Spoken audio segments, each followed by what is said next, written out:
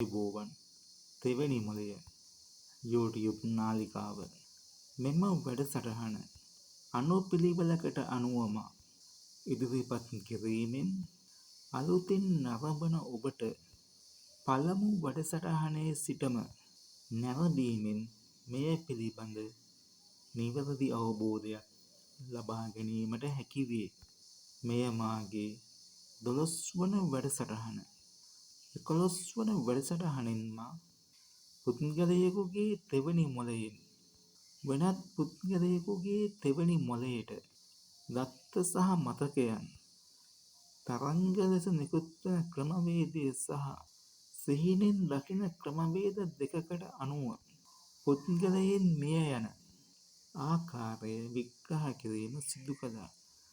පළමු වැඩසටහනේ සිට මේ දක්වා වැඩසටහන් මගින් මා පුද්ගලයෙකුගේ මොළය, ලොකු මොළය, කුඩා මොළය සහ තෙවැනි මොළය ලෙස වර්ග කිරීම සහ මොළයේ ඒ කොටස් මගින් මෙහෙයවන ඉන්ද්‍රියන් පිළිබඳ විග්‍රහයක් සිදු කළා.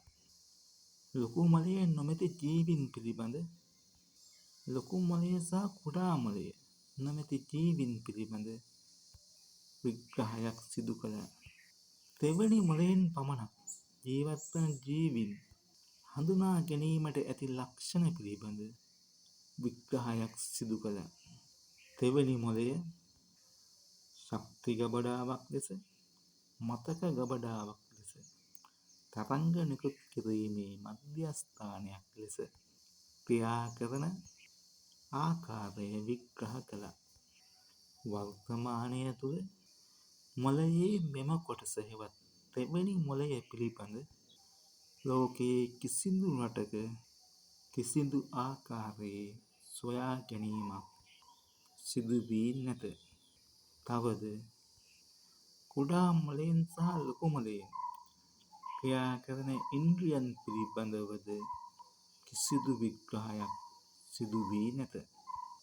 සමාජය තුළ තුන්සිත, යටිසිත යනාදී නම් භාවිතා කරමින් මොළයේ යම් කොටසක් පිළිබඳ පැවසුවද එම කොටසේ ක්‍රියාකලාපය හෝ ක්‍රියාකාරීත්වය පිළිබඳ කිසිදු සොයා ගැනීමට හැකියාවක් ලැබී නැත. මොළයේ මෙම කොටස දැනට වර්ෂ 2700කට ආසන්න ඈත අතීතයේදී සොයාගත් අතර එය සොයාගත් මනෝවිද්‍යාඥයා සිද්ධාර්ථ නම් වේ. එතුමා විසින් මොළයේ මෙම කොටස විඥානය නමින් හඳුන්වා ඇත. තෙවැනි මොළයේ මතක ගබඩාවට දත්ත සහ මතකයන් ඇතුළු වන ප්‍රධාන ස්ථාන 3 ලොකු මොළය, කුඩා මොළය සහ ශරීරයේ සියලුම ඉන්ද්‍රියන් ලෙස මා හඳුන්වන අතර විඥානයේ මතක ගබඩාවට දත්ත සහ මතකයන් ඇතුළු වන ප්‍රධාන ස්ථාන 3 ලෙස සිත, කය, වචනය හඳුන්වයි. එනම් ලොකු මොළයෙන් ප්‍රකාශ කිරීම, කුඩා මොළයෙන් සිතීම සිදුවන අතර ශරීරයේ සියලුම ඉන්ද්‍රියන් කයට සමාන වේ. එය අනුව ඔබට පැහැදිලි වෙනවා විඥානය සහ තෙවැනි මොළය යනුවෙන් හැඳින්වෙන්නේ මොළයේ මෙම කොටස. සිද්ධාර්ථ හෙවත් බුදුන් යන මනෝවිද්‍යාඥයා විසින් විඥානයේ සොයා ගැනීම් වලින් විඥානය ක්ෂය වන ක්‍රමවේදය සහ විඥානය ක්ෂය කරන ක්‍රමවේදය මේ වන විට ආගමක් බවට එනම් බුද්ධාගම බවට පත් වී ඇත. බෞද්ධ විද්‍යාව බුද්ධ ධර්මය බවට, බුද්ධ ධර්මය බුද්ධාගමට පරිවර්තනය වීමෙන් වර්තමානයේ විඤ්ඤාණයේ සිදුවන ක්‍රියාවලිය මගහැරීමට ලක් වී ඇති අතර විඤ්ඤාණය යම් යම් අංශ විසින් තුන්සිත, යටිසිත ආදී නම් වලට පරිවර්තනය කිරීමක් සිදු කර ඇත. මෙම වැඩසටහන ආරම්භයේදීම තෙවැනි මොළයේ යම් ක්‍රියාවක් හෝ ක්‍රියාවන් මූලික කරමින් ලෝකයේ සියලුම ආගම් ධර්මයන් ආරම්භ වීම මා සඳහන් කළ අතර මොළයේ මෙම කොටස සොයාගත් සිද්ධාර්ථ නම් මනෝවිද්‍යාඥයා විසින් මොළයේ මෙම කොටස විඤ්ඤාණය ලෙස හැඳින්වුවද එහි ක්‍රියාකලාපය පමණක් එහි ක්‍රියාකලාපයෙන් කොටසක් පමණක් සොයාගත් පුද්ගලයින් එම ක්‍රියාව දෙවියන්ගෙන් සිදුවන ක්‍රියාවක් බවට හඳුන්වා දෙමින් එම කොටස මූලික කරමින් ආගම් ආරම්භ වීම හෝ නිර්මාණය වීම සිදු කර ඇත.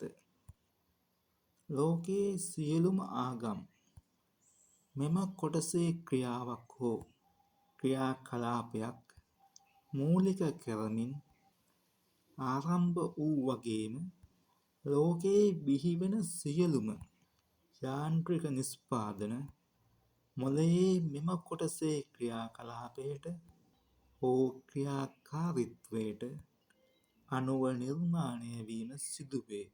එනම් ශක්තිය, මතක ගබඩාව, තරංග නිකුත් කිරීමේ මධ්‍යස්ථානය යන අංශ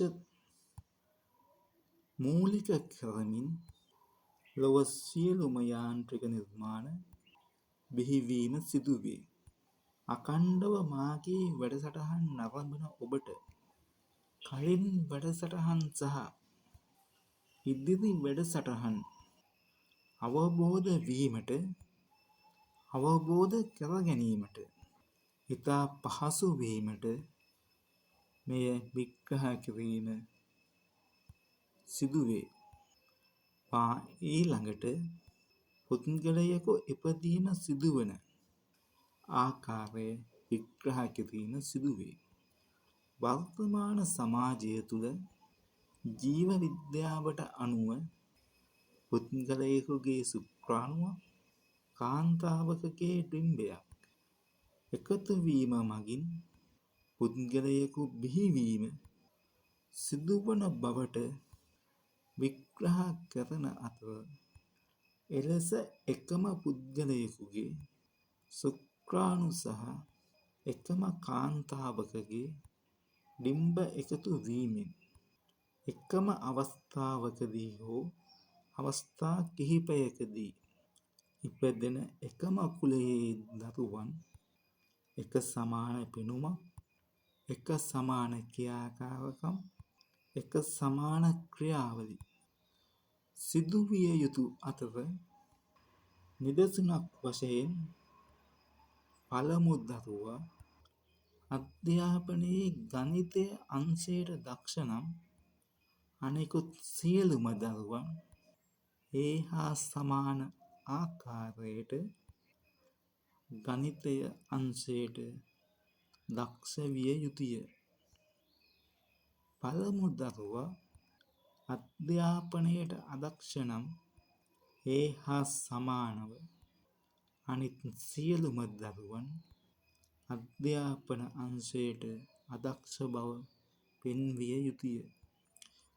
පළමු දරුවාගේ ඒ වයස් කාණ්ඩයට අනුව අනිකුත් සියලුම දරුවන් එම දරුවාට 100% සියලුම අංශවලින් සමාන විය යුතුය.